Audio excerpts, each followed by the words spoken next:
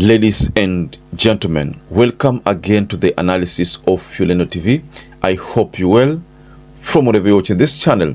Now, Matiangi delivered some statements regarding what he knows about Yala in killings.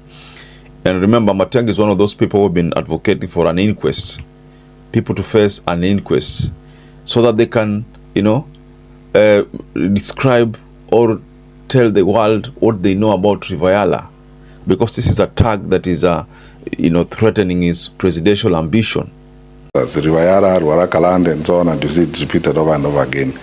I've never had an opportunity myself to publicly look the cameras in the face and say this is what it is and so on. When in 2021 the issue of a report was published by a local media about bodies being pulled out of Yala, just like I saw last week and the week before. Now, for those of you who followed the remarks from Matiangi carefully on the issue of Yala, he seems to have told Kenyans something that Kenyans need to look at. Matiangi literally apportioned the blames on DCI Kinoti. I mean, because when you say that this matter we left to the DCI,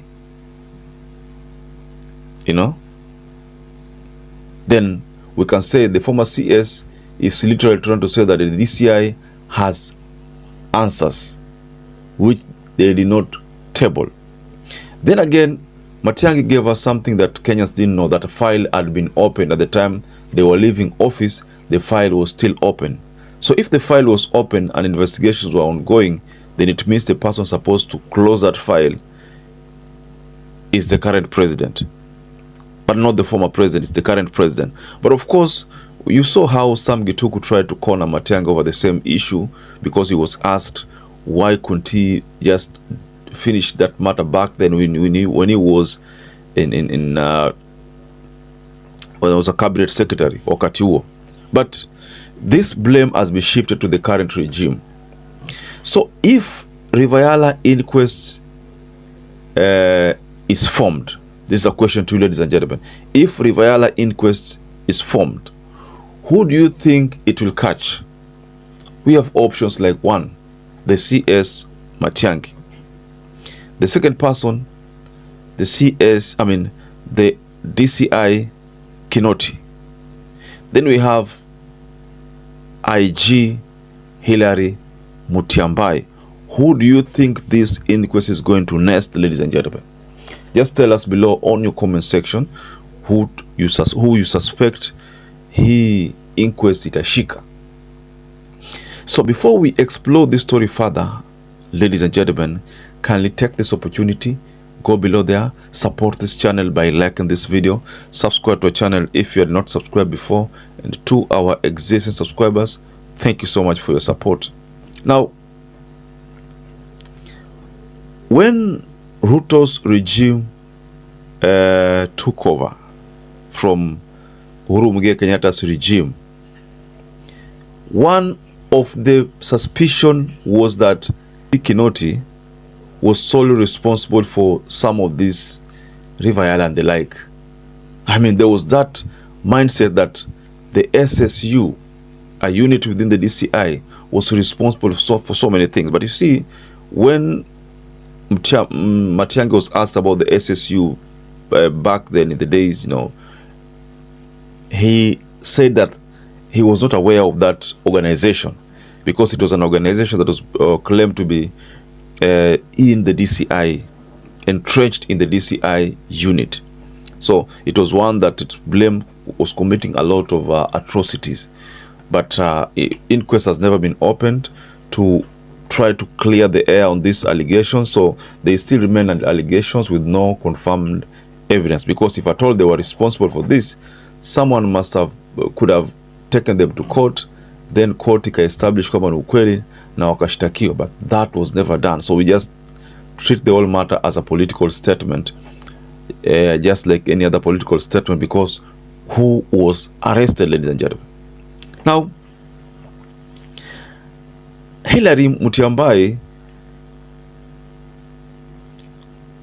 was the IG back then. So if at all what Matiangi is saying is true, then the people to blame are Kinoti and Hilary Mutyambai, the IG, who was there back then. They are the ones who are supposed to be solely responsible for any blame. But Matiangi has told us that a minister is limited to certain roles, certain information. So some of this information, they belong to the police, na how they protect those informations kwa huko. So napata kwa most of the time kwamba a minister ye hajui hizi vitu.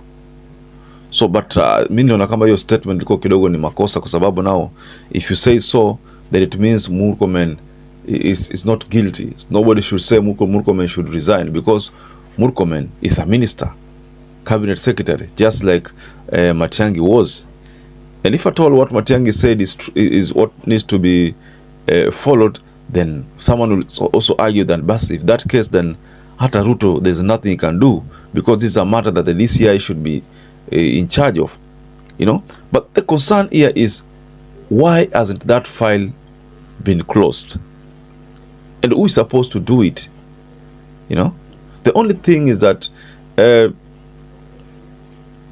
Matiangi did not tell us about who are handling the file, but because if Kinoti was forced out of the DCI, but then who took over, the person who took over is Amin. So does it mean that Amin amelalia file, ama Amin is not even aware of this file?